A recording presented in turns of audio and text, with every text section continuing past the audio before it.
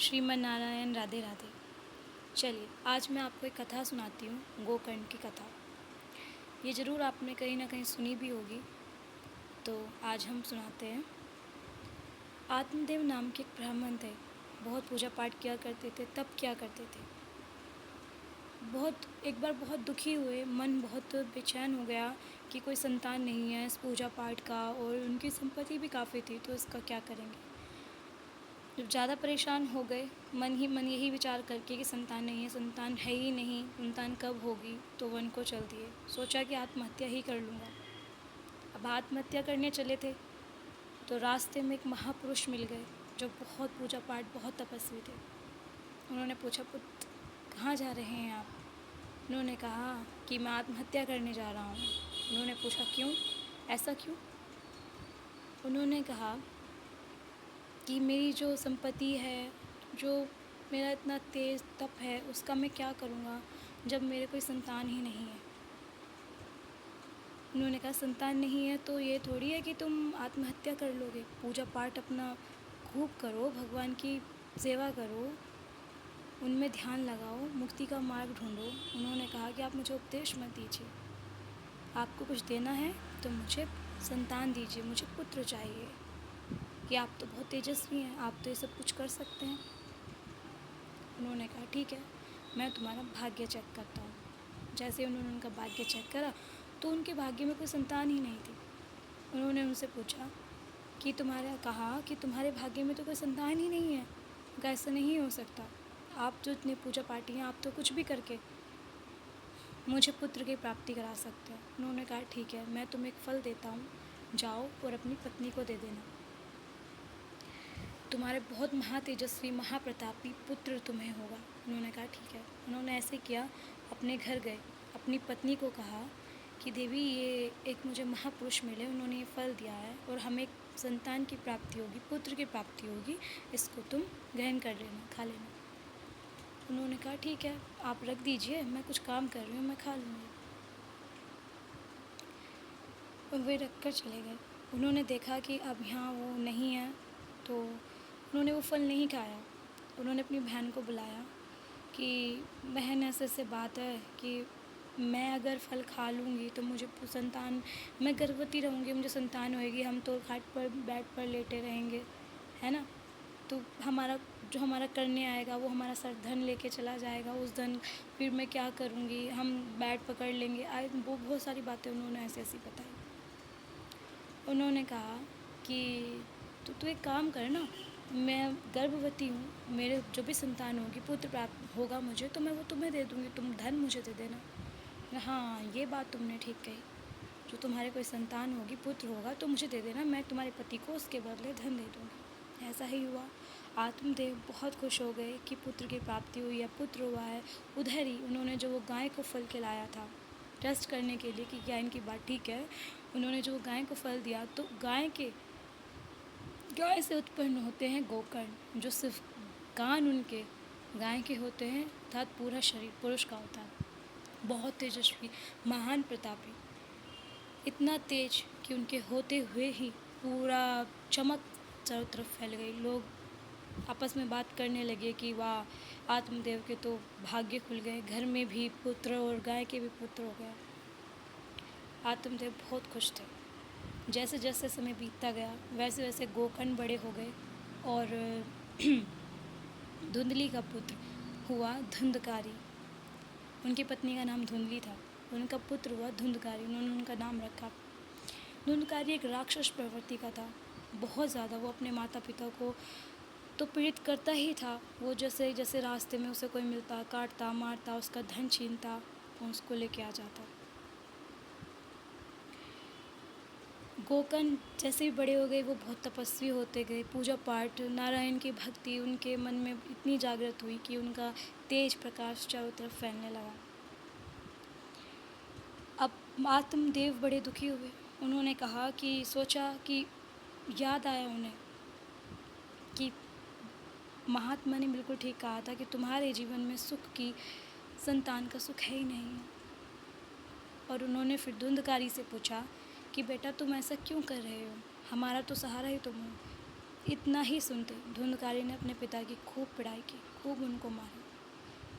और जब धुंधली उन्हें बचाने के लिए आई, धुंधकारी की माता, तो उनको भी खूब मारा, खूब उनको उनका धन छीना, सब कुछ छीना और कहा कि जाओ यहाँ से, धन कमा के लाओ। वो उनको धन लाते, कमाते, धन देते, बस बहुत ऐसे ही उनका चलता रहा। और धुंधकारी एक ऐसी प्रवृत्ति में, वैश्य प्रवृत्ति में पड़ गया कि वैश्यागामी हो गया वो। माता पिता बहुत परेशान हुए। अब वो सोचने लगे क्या किया जाए। उन्होंने धुंधकारी से बात की कि ऐसा तुम्हारा ऐसा नहीं चलेगा। उन्होंने कहा कि जाओ धन लेके आओ, नहीं तो मैं तुम्हें भी मृत्यु के घाट उतार दूंगा। इतना सुनने के बाद में आत्मदेव तो वन को निकल पड़े आत्महत्या करने के लिए ही। लेकिन रास्ते में उन्हें गोकर्ण मिले। गोकर्ण ने उन्हें समझाया कि मानव शरीर आत्महत्या के लिए नहीं बना है, भगवान की प्राप्ति के लिए बना है। जाओ भगवान की पूजा पाठ करो, तब करो। तो गोकर्ण तो चले गोकर्ण ने उन्हें बताया, आत्मदेव तो चले भगवान की पूजा पाठ करने के लिए। अब आती है धुंधली। धुंधली की खूब पिटाई हुई। घर में जो बर्तन थे, जो भी सामान था, वो सब धुंधकारी ने बेच दिया, वैश्यगामी में सब लगा दिया। धुंधकारी को भी बहुत ग्लानि हुई कि मैंने जो किया है उसका पश्चाताप और कुछ भी नहीं है। वो गई और उन्होंने कुएं में जाके अपनी जान दी। अब क्या था, धुंधकारी तो आज़ाद। धुंधकारी सोचने लगा कि अब तो कोई है ही नहीं है कहने वाला। वैश्यगामी करने लगा। 5 वैश्याओं को, 5 वैश्याओं को अपने घर में रखा उसने अपनी सेवा के लिए। वैश्या भी सेवा करने लगी क्योंकि धन लाता था। एक बार ऐसा हुआ कि वैश्याओं ने कहा कि मुझे हार चाहिए। एक वैश्या ने बोला कि मुझे हार चाहिए। वो सोचने लगा कि एक को दूंगा तो 5 औरों को देना पड़ेगा, अब क्या करूँ। गया, कहीं को किसको काटा, मारा, जो भी करा, उनको हार ला के दिया। फिर 5 को हार ला के दिया। फिर 5 सोचने लगी कि ये अपने माता पिता को मार सकता है तो कल को जाहिर सी बात है कि हमें भी मार देगा ये, तो क्या किया जाए। 5 ने प्लान बनाया कि जैसे ही धुंधकारी शराब पीता, नशे तो मदिरा जो होती है वो पहले पीते भी थे, आज भी पीते हैं, तो उसने मदिरा पी हुई थी कि जैसे वो पी के सोएगा, उसको एक चारपाई होती है, उसको उससे बांध देंगे। उसको बांधा और उसको मारने की कोशिश की। जैसे जैसे माँ बहुत ताकतवर, उसके अंदर बहुत ज़्यादा ताकत थी।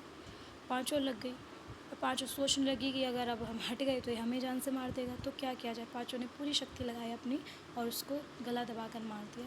पैर वैर सब पकड़े उसके, और किसी ने गला दबाया, किसी ने मुँह पीछा, सब इस तरह से उसको मार दिया।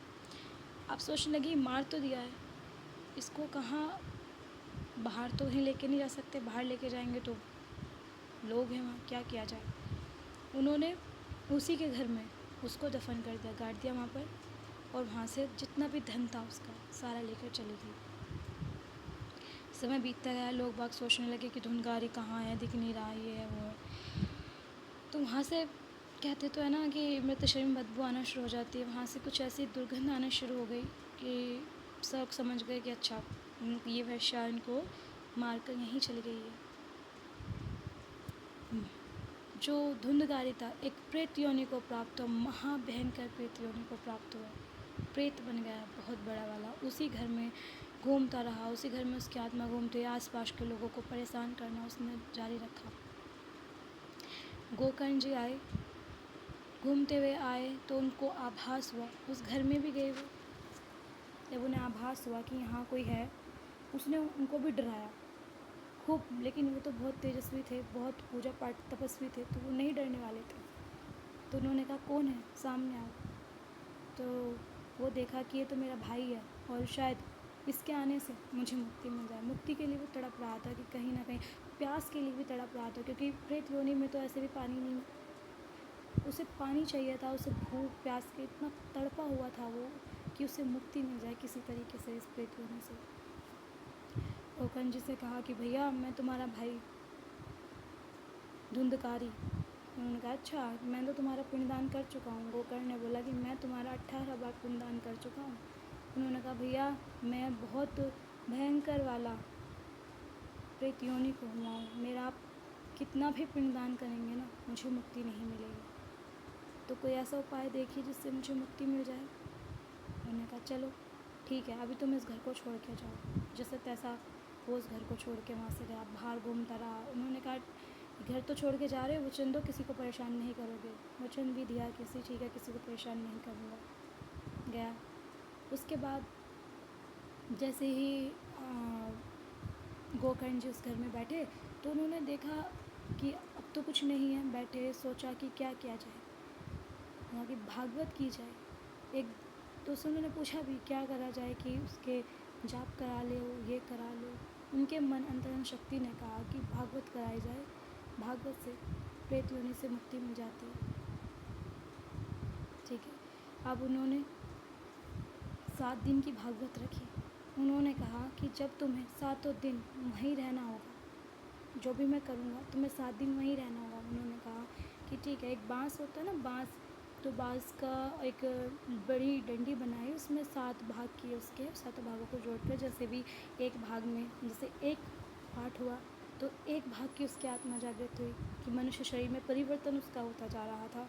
दूसरा हुआ 7 दिन की भागवत हुई तो 7 में पूरा मनुष्य शरीर निकला और बाहर आया। जैसे ही पूरी भागवत हुई तो उसने गोकर्ण जी को धन्यवाद किया कि आपका बहुत बहुत धन्यवाद है भैया कि मुझे प्रेत योनि से मुक्ति मिली। देखिए, तात्पर्य सिर्फ इतना ही है कि भगवान की पूजा हर चीज़, हर बाधा को सहज ही, सरल ही दूर कर सकती है। जीवन में अगर कुछ है तो वो है श्रीमन नारायण, उनका नाम, उनका जाप, उनका संकीर्तन।